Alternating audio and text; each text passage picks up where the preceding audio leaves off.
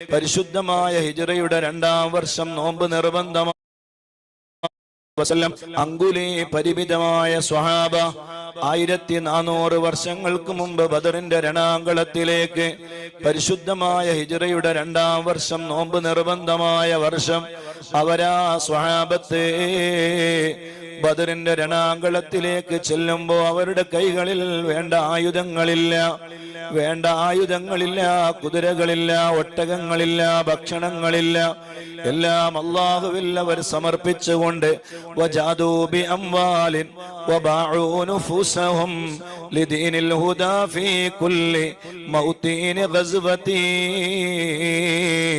രക്തം വേണോ രക്തം തരാം, മാംസം വേണോ മാംസം തരാം, ശരീരം വേണോ ശരീരം തരാം എന്ന് പറഞ്ഞ് ബദറിന്റെ രണാങ്കളത്തിലേക്ക് അവര് യാത്ര പോകുമ്പോ അവരുടെ കൈകളിൽ ഉണ്ടായിരുന്ന ഏക ആയുധം ഹസ്ബുനല്ലാഹു വനിഅമൽ വകീൽ, അല്ലാഹുവിൽ പൂർണ്ണമായി അവരെ ഭരമേൽപ്പിക്കുകയാണ്.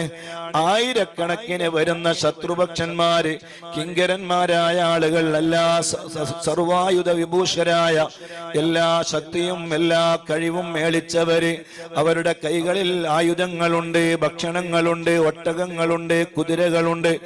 എല്ലാ സജ്ജീകരണങ്ങളോടെയും മക്കയിൽ നിന്നവര് ബദറിലേക്ക് എത്തുമ്പോ അവര് തിന്നു തീർത്ത ഒട്ടകങ്ങളുടെ എണ്ണം 111ഓളം ഒട്ടകങ്ങളെ അവര് തിന്നു തീർത്തിട്ടുണ്ടായിരുന്നു.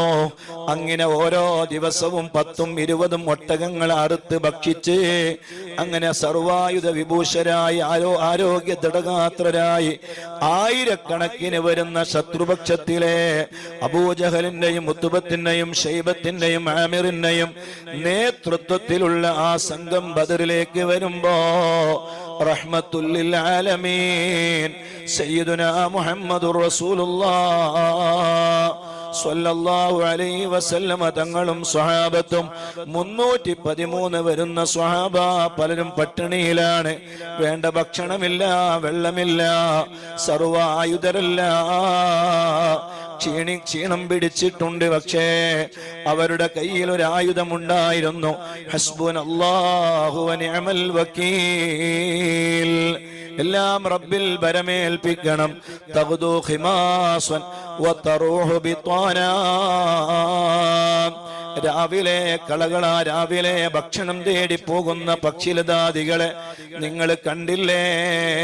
വതറൂഹു ബിത്വാനാ, വൈകുന്നേരമാകുമ്പോ അതേ വയറ് നിറഞ്ഞവരായി അവരവരുടെ വീടുകളിലേക്ക് തിരിച്ചു വരികയാണ്.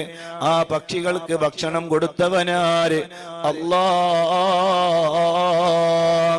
ആ റബ്ബിൽ കാര്യങ്ങൾ ഭരമേൽപ്പിക്കണം. എല്ലാത്തിന്റെയും സർവാധിപതിയായ സർവരക്ഷകനായ രാജാതിരാജനായ മാലിക്കുൽ മുലൂക്കായ അല്ലാഹുവിൽ നമ്മുടെ കാര്യങ്ങൾ നമ്മൾ ഭരമേൽപ്പിച്ചാൽ അല്ലാഹ് നമ്മളെ കൈവെടിയൂല. എല്ലാവരും നല്ല മനസ്സോടെ ചൊല്ലണേ ഒരു